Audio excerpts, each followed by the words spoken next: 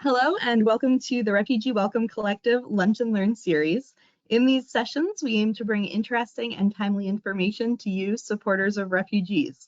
Whether you are a volunteer, community sponsor, resettlement agency staff, a local advocate, or just someone who is interested in learning more, we hope you enjoy today's session, Core Services and the Importance of Wraparound Services.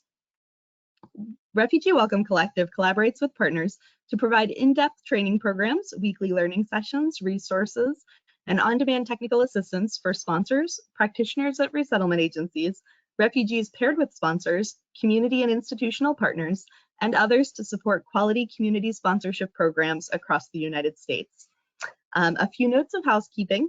As a reminder for everyone joining today's call, there is a control panel in your upper right-hand corner that will allow you to submit questions through the questions box. There will be ample time at the end of the webinar for Q&A. Everyone on today's webinar is automatically muted. However, if you have any tech issues, please raise your hand through the control panel or submit a question in the questions box so we can assist you. Additionally, just to let you know, this presentation and resources will be sent to everyone following today's webinar. That brings us to our presenter today. Our presenter, welcome, is Ted Blessing. Ted is the Community Engagement Officer at CWS National Office. But I believe, where do you join us from, Ted? Like Lincoln? Lincoln, Nebraska, absolutely. Lincoln, Nebraska, very good, very good. Let's see. So welcome, Ted, and thank you so much for joining us. Great, thank you so much, Brianne. And we can progress to the next slide, Grace. I will go ahead and kick us off here. Again, my name is Ted Blessing. I am one of what is typically 3 community engagement organizers at Church World Service, CWS, one of the 9 national RAs. And my role essentially is to provide support to the entire affiliate network of CWS, of offices across the country that are welcoming refugees. My work is to work alongside their community engagement staff and help work to bolster up their efforts, their support networks, their engagement, and then also to work with external partners as well. I think national denomination leaders and partners across the country, that sort of stuff. So some really exciting work, and really excited to speak to you all today regarding core services and wraparound services. I will be joined by an incredible colleague of mine from one of those offices in a little bit here, and I'll be sure to introduce her. On that last slide, I did want to mention really quickly that we do like to start each presentation by a CWS colleague off with what our mission and vision is. Really, our mission and vision really drive our work, and we really work to ensure that all of our projects really fit into this mission and vision. So there's our mission there, Church World Service being a faith-based organization, transforming communities around the globe through just and sustainable responses to hunger, poverty, displacement, and disaster. And then on the next slide, our vision, which is a world where all have food, voice, and a safe place to call home. So we can really see how this mission and vision really fit into the work that we're doing here at CWS, but also all of the work that all 9 national RAs are doing, as well as RWC themselves. So I'm really excited to be here for that. Next slide, please. I will kick us off with some learning objectives, just so we're all aware where we're going during this presentation today. So by the end, there will be an understanding about the breadth of core services that PRM, which I will break down what that is in a minute here, deems delegable for community members, and then to understand that each resettlement agency locally will operate a little differently. So we'll discuss that. We will recognize the importance of continual support for various core services and the effect that it has on case management delivery, and then actually by extension also by case managers and the offices themselves. We will also develop a greater understanding for additional wraparound services which may be provided to clients, both formally and informally. And then we will also hear about various ways some local offices are supporting clients through both core and wraparound services. That'll come towards the end of our presentation here today. Really quick, I wanted to define a couple of the terms I will be using during today's presentation, so we're all on the same page. On this next slide, you'll see here, we'll be using National Resettlement Agency, the NRA or RA. You'll see me use RA the most frequently as a resettlement agency. To offer some examples of who those are, myself here at CWS, we are one of the national resettlement agencies. LIRS is one, USCCB, there are quite a few examples there. So I'm just defining that. There's also I will also mention local resettlement agencies quite frequently. Those are the agencies that are in your neighborhood, that are in your city and town, that are resettling refugees directly. So think of essentially CWS will receive a refugee case and then disperse it across the network. That network is the local resettlement agency. And I did want to define very specifically community sponsorship. So I will tell you there is a very keen effort to ensure that everyone's on the same page for community sponsorship. So I'm actually going to read from a script what this definition is. So bear with me, it's a little mundane, but I think it's really good in getting us all on the same page of what the support looks like. So there are many opportunities to support refugees through community sponsorship. This is a model of refugee resettlement where groups of individuals commit to providing clearly defined financial or in-kind contributions and services to support the welcome and integration of refugees. So really today we'll be talking about those services. Community sponsor groups can take many forms, including but not limited to groups formed by faith groups, congregations, book clubs, sports teams, businesses, or even university communities.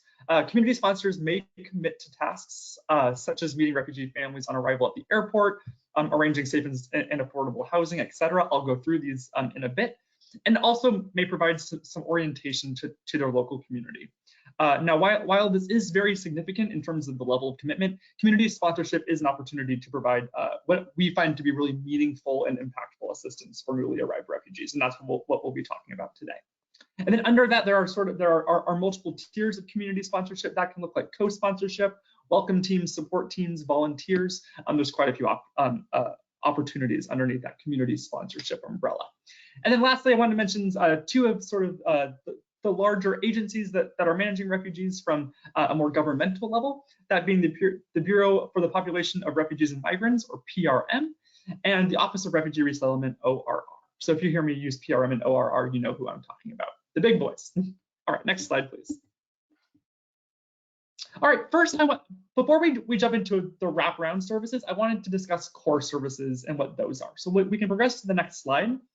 And core services are essentially the services that are to be delivered to refugee clients during the 90-day period of resettlement, and those are determined by PRM. So again, that Bureau of Population of Refugees and Migrants, they will essentially bring out what is considered the cooperative agreement year after year, and those core services are to be completed by the resettlement agency. These do not vary from agency to agency. This is a cooperative agreement that is for all of us. Now this, the CWS office in Grand Rapids, which you'll hear from a little bit later, and the CWS office in Chicago will operate under the same exact cooperative agreement and the same core services. And these are usually completed by local RA staff. Now, these are also supplemented with monitorings from us as headquarters staff to ensure that there's compliance and everything is being met well. But the typical understanding is that the local RA staff will ensure that these core services are completed. Now, these services may be completed by community members. So you all as co-sponsors, welcome team members, volunteers, and that can be in conjunction or not with that agency. So we'll discuss that a little bit today as well. But do know that these services are universal, and at the end of the day, it is up to the local resettlement agency staff to ensure they are completed. Next slide, please. So here's an example of some of the core services. This is not an exhaustive list. The list is, as I just mentioned, exhaustive. So I just wanted to illustrate some general ones that operate in different time periods and in different ways during that resettlement period. So things like the home evaluation and safety checklist. Well, you might say, well, what does that look like? That is essentially a service that ensures that the temporary or permanent dwelling of a refugee client or family is safe and is habitable. So that is something that that PRM has determined must be completed for each family, and that is up to the local RA staff to ensure actually occurs. Now, sometimes staff will turn to community members to actually help in that delivery, but I'll talk about that in a little bit. But just to give you an idea of all of the services, or the breadth of services, I shouldn't say all, the breadth of services, you can see that case management staff do a lot. These services are very service focused, things like enrolling in ELL services and employment services, public benefits applications. If you're wondering what the AR11 is, that's just a change of address form. But this is, again, just a small sampling of the plethora of services that must be delivered to clients. And they all do operate under different timelines. Some are pre-arrival, so before the client actually arrives at the airport. Some are within that first month. A lot of these occur in that first month to ensure that the family or client is set up well and is working towards that establishment. And then some of these are ongoing, things like cultural orientation, right? That is not something that can be learned in a month. That is an ongoing practice, but there are some metrics and there are timelines for these nonetheless. And then on this next slide, you will see an example of some of the services that are material. So things like arranging safe and sanitary housing, setting up that housing with furnishing, making sure there's a ready-to-eat meal that's warm when the family first arrives, food supplies for the weeks until they receive benefits, clothing, all that good stuff. These are all, again, required by PRM for refugees. Now, if you are aware of refugee funding, it isn't great. There is not a lot of money in refugee resettlement, but nonetheless, these services must be provided. So I think this is a really good illustration of what the government really essentially expects refugees to receive in terms of service delivery in the United States, but then also understanding beyond that there are some constrictions to that, things like the financial barrier, that make this difficult. And that is why we engage the help of community supporters like you all. But do know there are quite a few services, and that case management and case managers and case aides and your local RA staff are doing a lot for even just one client. And remember, this is for multiple clients at any given time. So really illustrating just the breadth of services that exist in this space. Next slide, please. So how can you all help as community members? PRM has deemed a majority of these resettlement core services as delegable to community groups, so co-sponsors, welcome teams, etc. Now, that assistance in delivering that service may be done in collaboration with the resettlement staff or entirely on their own. And that is up to the local resettlement agency to determine what that system looks like. So I will tell you, each resettlement office, and I just sit from one national resettlement agency, SCWS. And I can tell you, even just within that one, each office operates so differently. And the way they deliver services may differ wildly. One case manager might walk one client or one family through the entire process, where another office might have one staffer work only on enrollment for employment for every single case, where another staffer works on benefits for every case. So really understand that each office operates very differently, and that really attributes to how they are delegating those core services out. And they may, and you all as community members may engage in a variety of these delegable services, and you might not have to engage in all of them. So you might say, you know what, I'm not so great at the public benefits application. Well, there's a scenario where that office might not even deem that a delegable core service to you as a community member. They might say, instead, could you really help us with this cultural orientation piece? This is where we could use more assistance from the community. So really, I will really encourage you to look up the nearest resettlement agency to you all. If you go to any of the National Resettlement Agency's websites, you can Google them fairly easily. There are maps with all the offices. They're the ones that will have the specific information for what you will do in terms of core service delivery. And the number of services varies between the RAs, and do know that that also affects typically what your level of support is considered. So if you saw before co-sponsors, welcome teams, you see that listed here as well. Really, at least for us at CWS, and this varies from RA to RA. But what I would say is that that the number of services that you're providing leads to those definitions of a co-sponsor or a welcome team, etc. I won't jump into the details there, but please do reach out to your local agencies. They are the ones with all this great information and can get you set up. Next slide, please. And there are great resources to also assist you all in completing these core services. So do know that you're not doing so without training. I think that's one thing that a lot of folks feel is that, should I be performing these services for refugees when I am not a staff member myself? Staff that have had years of training lots of experience. Some of them themselves are had that lived refugee experience as well. But do not worry, each RA really works hard to ensure that you are trained well and understand the full scope of the service. For example, I know task guides are very common. Now this will look different office to office that you work with, but there might be task guides that'll give you instructions and considerations for how to, as you see in the example here, how to set up the housing, right? Things to consider in terms of cleaning, food preparation, all those good things. Yeah, you're not walking into this blind. You are very, very well assisted. These trainings can be formalized, they can be direct, they can also be an active collaboration with. You might work alongside a local RA staff to help provide that course service. That's totally normal and is a great learning opportunity as well. Next slide, please. I did want to run through what this assistance looks like. This is just an example of one of our task guides. I've seen many incredible ones from many offices that are incredibly thorough. This just, and it'll be on this slide and the next one as well, it has just some good information. I won't run through it, but just shows you the breadth of knowledge and support that local RA staff that helped create these task guides that they have and that they are willing to instill upon you all as providers and as community supporters. There is a concerted effort to make sure that the work is done well, and there is a compliance piece as well. We do facilitate monitorings where we do go in and make sure, was the food supply provided and how was it done, and does it meet some of these considerations and these requirements. So just an example of what this can look like. And we can go ahead and progress to the next slide, please.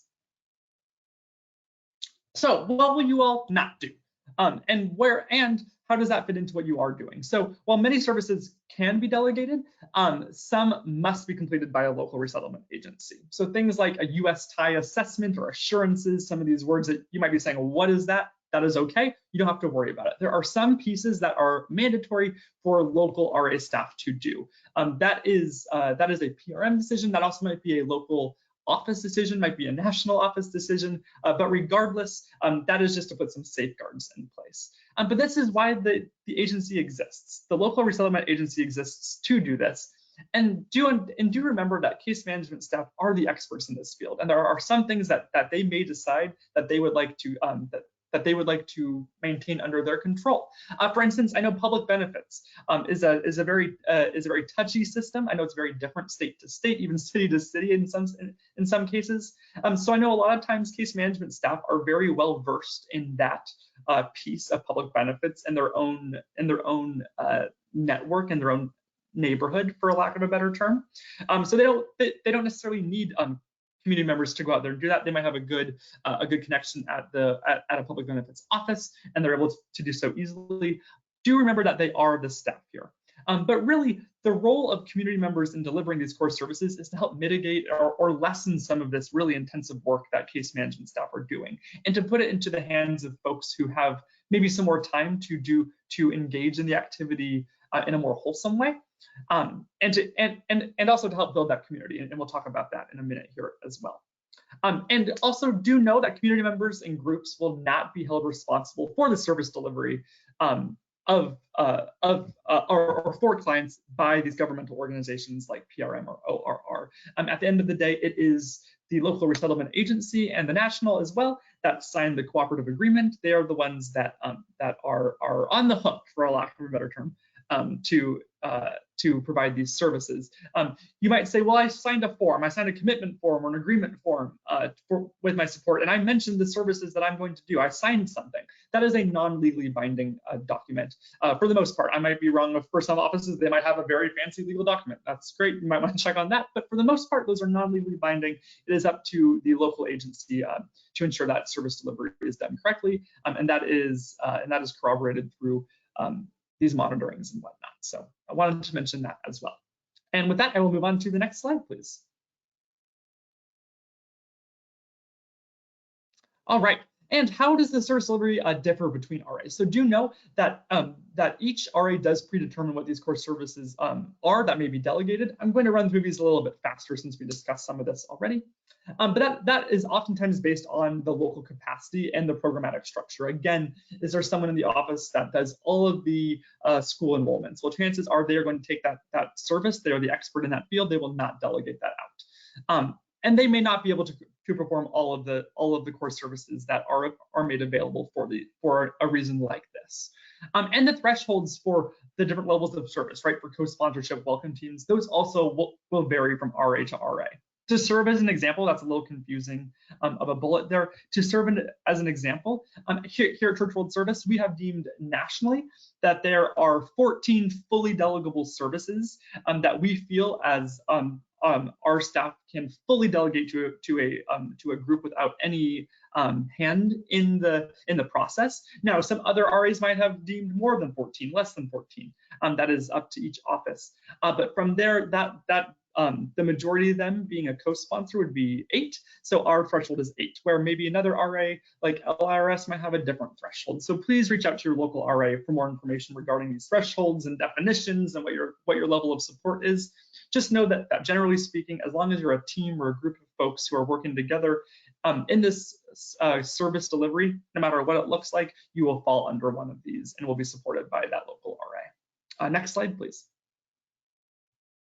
And I believe with that, I am moving on to wraparound services. So really what I wanted to chat with you all today is about wraparound services. Next slide, please. In the interest of time too, I will go through the context of this, not fast, but with quick speed. And then I do want to go to a move to our guest speaker, Katie Carpenter, who will be speaking on what these services look like a little bit locally. So with that, what is a wraparound service? So a wraparound service provides resettlement clients and newcomers with services beyond that of the standard core service delivery. So beyond what you saw on those previous slides, those yellow boxes, it's providing services beyond that. Oftentimes, these are additional services that are definitely needed for clients. Think of like some of the softer skills. I'll go through those in a little bit here. And often these services are what promote integration. And I literally put in parentheses there for a lack of a better term, because I do want to mention that integration is not necessarily the best word to describe what we are looking to do with wraparound services. I think the term integration comes with the connotation that clients will just assimilate to the culture that they are moving to, right? They're going to assimilate to Lincoln, Nebraska culture. That's wildly different than what they came from. That is not what we're looking to do. There is a happy medium. There's a happy learning exchange that happens when a newcomer comes to a city like Lincoln, Nebraska. There is a happy medium there. So I say integration. If I say integration again in this presentation, no, it's for a lack of a better term. But these wraparound services really do help promote that mid-ground, that integration in a really strong and cohesive way, and in a way that oftentimes resettlement agency staff don't have the time or capacity for. I truly think that is where the largest benefit of a co-sponsor or welcome team comes in, is to meet those gaps of integration that local RA staff just don't have the time and the capacity to put into. And this service wraps around the client in terms of support. So think about, again, this is why we consider it a wraparound. It's coming out from all angles, from the community end, from the health end, all ends. That is what this wraparound service is, and still operates under the understanding of self-sufficiency. That's what we are always working towards with clients, is to work towards self-sufficiency. So wrapping around does not mean doing everything for it. It means wrapping around in a way that leads to self-sufficiency. So I will discuss that a little bit more here. Next slide, please. So what's an example of a wraparound service? By far the most common that I have ever seen in my time in resettlement is that of mentorship. So what is mentorship? This does vary greatly between RAs in terms of what resettlement or what mentorship actually looks like. But essentially, it's to be a friend. It's to develop a friendship with the family and help them acquaint them with the community and to local traditions. So this might look like visiting each other's homes, having a picnic in the park, going to the zoo, baseball games, concerts, all those good things, even going out for dinner, just really very general things. You're essentially being a friend. Case management doesn't have the time to be their friend, right? In fact, a lot of times professionally, they can't be their friend. Their job is to be a case manager. That comes with its own restrictions, right? But your job as a community member and as a mentor is to be their friend. That is where the two paths diverge. It's also to be a guide, so to assist with local language learning, maybe discussing cultural orientation topics, housing, employment, transportation, education, all things that I know I would have a hard time understanding in any other locality than my own, think about those needs and those considerations for clients. That is something that you are allowed to do, is just to be that guide. And then lastly, to be an advocate. So to help the mentee with specific problems that they might report to you, that might require some advocacy, knowledge of local rules, systems. For instance, if you're having trouble with a landlord, that's one that we see very frequently, right? Something's gone wrong in the apartment, they don't even maybe know to contact the landlord. That is something that is a great job of a mentor, is to help serve as an advocate and to use the resources that you are aware of, help them understand, help the clients understand those resources, help fine-tune that knowledge, that intent, and then again work towards that self-sufficiency and advocate for clients. And this is crucial in developing that self-sufficiency. Again, these are things that case managers would love to spend ample amounts of time on, but just can't, given the sheer numbers coming in. I'm sure Katie can speak to that in a second here. Grand Rapids is seeing huge numbers of arrivals. Their staff do not have time to really focus on advocacy in this space. So a key and very important aspect of mentorship. And this also serves as one of the most significant, and I say there, and sometimes only ways a client can form personal connections with the community. So again, remember that the role of a case manager and aide is a job, that they are not to be their friend, where you all sit in a very unique seat, and that you can support and you can serve as that mentor, that friend, guide, and advocate. Really where I see mentorship. Next slide, please. And then I did want to explain some other kind of wraparound services that maybe are a little bit more specific than mentorship. A lot can fall under mentorship, but think of things like bank training and assistance. That is not considered a core service that must be delegated out by PRM. Now, there are financial considerations. Do not think that there are none of those, but understanding the full banking system will take a lot of time. Yeah, that's not a strict requirement in that first 90 days of resettlement. So a great wraparound service there. Things like how to set up an email account or assistance with online accounts for utilities or internet payment systems, that sort of stuff, public or bus transportation. Again, it is a core service to ensure that clients have transportation to their employment, to their ESL. Oftentimes that's rides with friends or with their family members or US ties that are already in town. But oftentimes there are these other services that exist that, again, case managers just don't have the time or the capacity to take on. And that is where you all fit in for things like bus or public transport.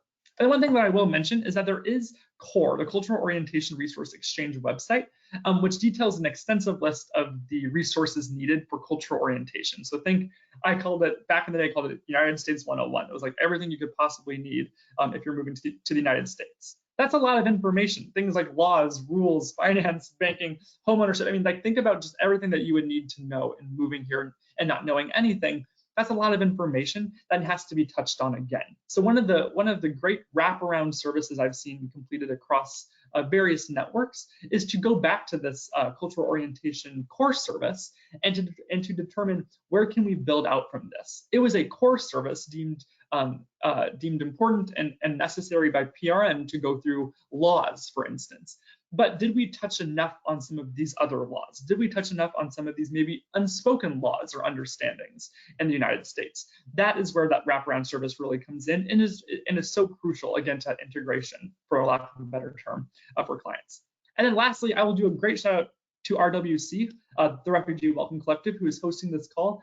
They have an incredible webpage full of resources and training opportunities for exactly this. So I really encourage you to visit their webpage. They have great lunch and learns like the session that you are in now, that manage with a variety of topics that either directly or indirectly relate to wraparound services, as well as incredible resources for it as well, and trainings, very, very specific training. So please visit them if you have any more questions on that.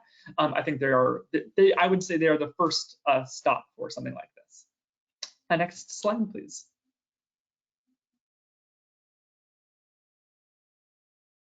Oh, and maybe one more pass. There we go, perfect. Oh, and I just wanted to show you an example of what the Core Resource Exchange page looks like. If you are interested, or if you're in the background of your screen now, it's a great web page. I would look at cultural adjustment and cultural orientation as tabs. They have some really great opportunities there to help kind of further clients and refugees' understanding and to provide that wraparound service. Next slide, please. So Why are these important?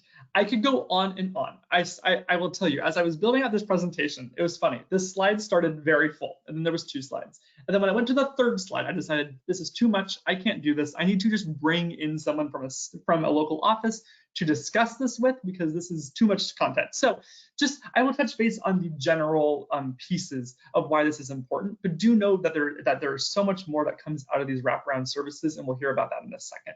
But first, it does create a strong sense of community and belonging. That is one piece that I have found in my time of resettlement that is the most unmeasured aspect of resettlement, is what that community and belonging ends up, right? We can check off the box saying benefits have been applied for, a job has been secured, their finances and their needs can be met. But is there a sense of community and belonging? What does that look like? What is their community? Where is their community? The quickest and the most successful way to meet this is through community members like yourselves. Folks like you that can show them, maybe there's a Sudanese family that shows up and there's a Sudanese church in town they're interested in, and you can help make that connection. Maybe there's a Sudanese community that they weren't aware of that you can help make that connection. Maybe the connection is you all. Maybe they enjoy so much going to the park with you all, they expand into your friend group. I've seen wilder things happening, but that concept of belonging community is unmeasured. We do not measure that as resettlement staff. We do not check a box that says they feel like there's community and belonging. So that's a piece that is so important and can almost only be done through community members like yourselves.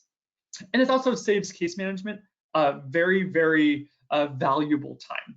As you'll hear from Katie in a second here, that arrivals are high right now across the country, and are looking to remain that way for a long time. And case managers have a lot of work on their hands. With that in mind, for every service that they do not have to take on is more time for them to spend with other clients.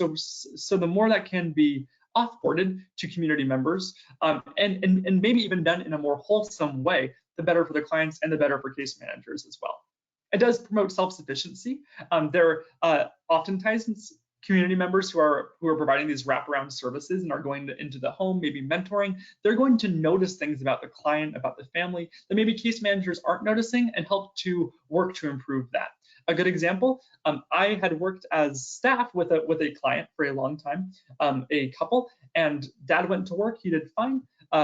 Their child went to school, did fine, learned English. Mom was at home. Mom would never leave the apartment. So finally, the volunteer I was with had told me this, and I said, well, can we figure out what's going on here? Can you walk them to the grocery store and back? Well, I've been doing that. I've been doing that the whole time. Well, then how is she not leaving the apartment? Why is she so afraid to leave? Well, it turns out she was following the volunteer there and then following the volunteer home. She didn't feel the agency to do so alone. Well, the volunteer very quickly had recognized that, remedied the situation, and asked the client to lead the volunteer to the grocery store and back, and helped build that self-sufficiency, something me as staff would have almost probably never had time to even understand and see, let alone to remedy. So something that was so crucial, and that's something that a community member noticed and was able to remedy. And also there's knowledge sharing. You all as community members have expertise in your own spaces, and that's something that you can help bring to the table for clients and for refugees, things that maybe case managers don't know. You might be a titan in your industry and know a ton about certain employment and help connect a client and serve as a mentor in that space, something that refugee case managers might not be able to do as well. So just know that you all as local experts have your own, have great agency in this work as well. Next slide, please. And just noting the time, I will kind of push over a little bit quicker towards the end here. I did want to mention there is the opportunity, if you're seeing these services and say, wait a minute, I want to do all of them. This all looks great to me. I can do this. Private sponsorship exists. It exists for this purpose, where you essentially do so without the direct connection to a local RA. Now, you do have connections to a national RA staff or to national entities, for lack of a better term. There's quite a few. So do know that this does exist. If you have more questions on this, feel free to contact. RWC is a great place to start. They have a lot of great information there. You can check CWS's website. You can send me a personal email. It's all up to you. But there's this opportunity, and we can connect you with the appropriate people if you are interested in providing the entirety of core services to clients. Next slide, please.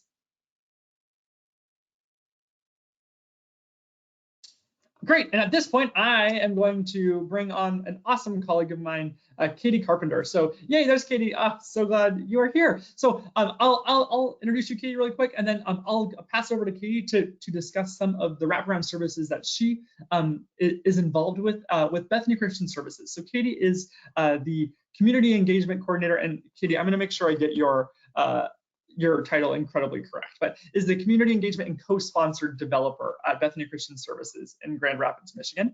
And yes, I'll pass it off to you, Katie. Feel free to jump in. Are you able to hear me okay?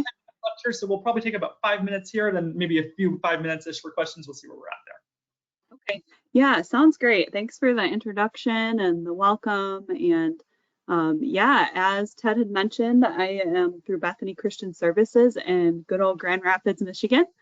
And to give a little bit of context, there's not actually just Bethany, there's Samaritas. So there's two local resettlement agencies here in our city, and I would consider Grand Rapids a bit of a hub for resettlement. That being said, case managers and folks who work at these resettlement agencies have worked very hard to build partnerships across the community to assist us with core services. And so I would say our resettlement agency locally probably has a bend towards having Bethany and caseworkers take care of a majority of core services. I would say a majority of the material core services we are delegating all day to our co-sponsor groups, but a little less so with the others. And that being said, that's given us more space and groups more space to really focus on these wraparound services for the families that they're assisting. So one of those, for example, that I see a lot with groups is driving. So we don't have ability, funds, capacity, staff to do all of the training and navigating through the process to get their driver's training and permit and license, and let alone assisting with the process of searching for a car. That can be a whole thing in and of itself, making sure you find a trustworthy, reliable car with the money you have available. So groups have really taken that on and assisted a lot of their families in that journey. I will say, as a caveat, each state has different laws and regulations related to car insurance and who is allowed to be driving and is covered under your insurance in regards to that. So I'm not necessarily putting this out there saying that groups have to do that or even recommending it necessarily. Make sure you do so in a way that doesn't incur liability on you as a group. But that's certainly a way on the path to independence that our groups have helped. Also bus training. Bethany does have some connections through the Rapid, which is our local public transit system here, to receive some assistance in training families. We have some volunteers who are comfortable with that, just individual volunteers, but we really do not have capacity to train everybody. And even if we could train them, as you can imagine, the bus is a feat in and of itself to learn. So it's not necessarily you get on there one time and then you feel comfortable to go anywhere and everywhere. So we have really asked groups and they have helped us a lot with families becoming comfortable on the bus. And I think they recognize it's not just beneficial for the family and for the resettlement agency, but also for you as a group. The goal is not for you to be their chauffeur and transporting them everywhere for the next 3 years. So they've really assisted with that. Thinking about social outings. I know a lot of these things are aspects that Ted has mentioned throughout, but going to visit local parks here in Grand Rapids, we're not very far from the lake shore to Lake Michigan, and going on an adventure there to some local museums and restaurants. Given that we are kind of a hub for resettlement and are quite a growingly diverse community in Grand Rapids, there are all kinds of grocery stores and restaurants that would be relevant based on the nationality of the family you're working with here. So recommend maybe you go out to one of those restaurants so that they can eat some of their traditional food in that setting. And then also libraries. I think about libraries as one of the very few public resources that are truly available to everybody in the community. So taking them there and helping them get a library card and feel comfortable with how to navigate that space, and also as a resource to maybe find some books or resources that could support you and helping the family on their English learning journey. And then another one I wanted to mention that Ted sort of alluded to earlier was the fact of just like connections to relevant like cultural or religious resources in the area. So whether we have a lot of ethnic-based community organizations here in Grand Rapids, and so making sure that they get looped in to their community through that, or maybe we have a lot of Congolese churches in the area, mainly Swahili and Kinyarwanda speaking, and helping them get connected to those faith communities or to the local mosque can be a really helpful way to do that kind of above and beyond piece of helping that find that community and belonging. And kind of why are these important and useful? Kind of as Ted was mentioning, we are in some of our busiest season of arrivals right now. We're actually set to be above 85, maybe almost 90% of our capacity by maybe sometime in June. That leaves a few months there. So we've just had a really busy time, and there is no way with our case managers that they would have time to navigate all of this. Thinking about grocery stores too, and walking them through the grocery store and learning how to find the food that they would want to get, and managing the piece of this is how much the groceries you have so far cost, and this is how much you have to spend, and helping them make those decisions. They just don't have that time on the ground to spend with them. And as Ted alluded to, nor is it necessarily appropriate given the relationship that they have. So yeah, I think that's what I'd share about kind of what's going on here locally, and happy to add to that or answer any additional questions based on that. Thank you, Katie. That's great. I love the local perspective too, because I can say it as much as I can from my seat, but then when you hear it, that is actually real. It's so much helpful. So I so appreciate that. I'll go ahead and skip the next. We're going to have our Chicago office jump on, but they were unable to do so. There are some great references. I believe this will be sent out afterwards. So feel free. There's and these links are clickable. Please feel free to read them. If I had to give a recommendation, I wish every day was a Saturday. That second piece there is really great. Is really insightful. So I wanted to offer those, and then wanted to open it up to some questions. I think that's on the next slide.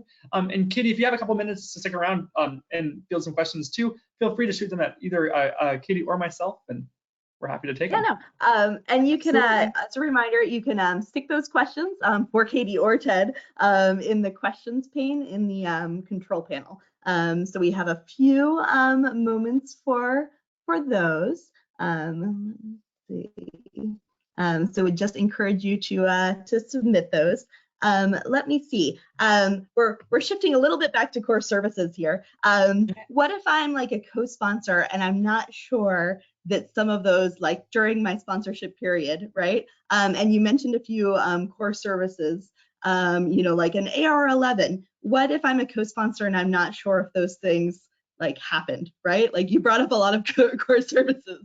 What if the co-sponsor, I'm not sure if those have happened or not. Yeah, great. A great question. So one thing that all co-sponsors and welcome teams can assume is that all core services will have been completed by the end of the resettlement period. So things like the AR11 will have been completed whether you had a hand in it or not. So chances are, if you aren't aware of the AR11, or maybe you don't even see it as an option to engage in, you can rest assured that service will be completed because of that cooperative agreement that is signed between the resettlement agency and PRM.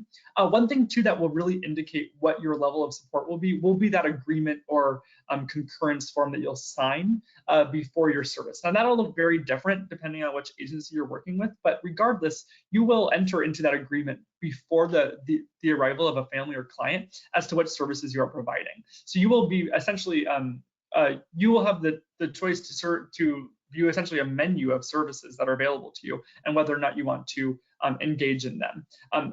there are tons of services that I didn't even touch on that even myself as someone who's been in staff, things have changed so much in the past years that I would probably be unaware of or not know the full details of. So do know that as a co-sponsor or support mechanism, you will not have the full breadth of knowledge of what's going on with the entire staff. That is something that the staff can. If you have a question, they can be the ones to direct you. But for the most part, you will be aware of what you're entering beforehand. And we'll have very clear directions of what those are. And then the rest that you are not aware of, you can rest assured that those have to be completed. That's part of the compliance piece. And then Katie, I know that you did bring up like the library and some other things, and we talked about the usefulness. Do you have any other examples of some of the like wraparound activities that have been the most fun or the most successful?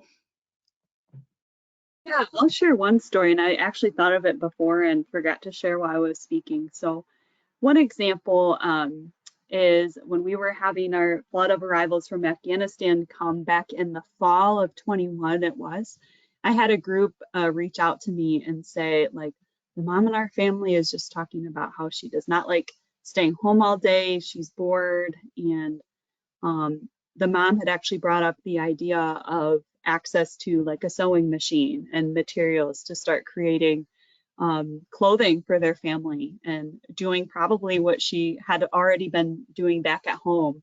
And to be able to have a piece of that can almost be a sense of comfort. So the group actually assisted in picking up a sewing machine at our local office that had been donated, which is wonderful.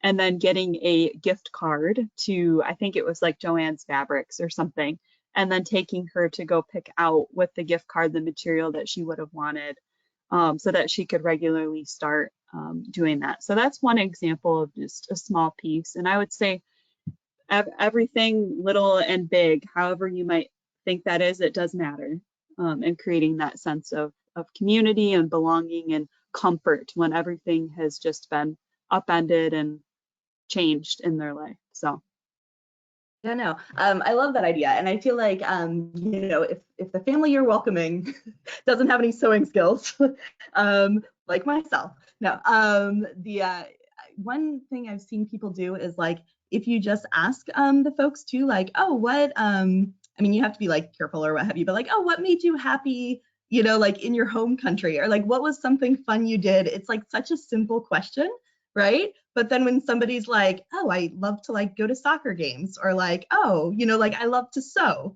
or whatever. It's like such a simple question, but I don't know that we always think to like ask it. And then you can be like, oh, how could they do that, you know, like here or what have you. Yeah.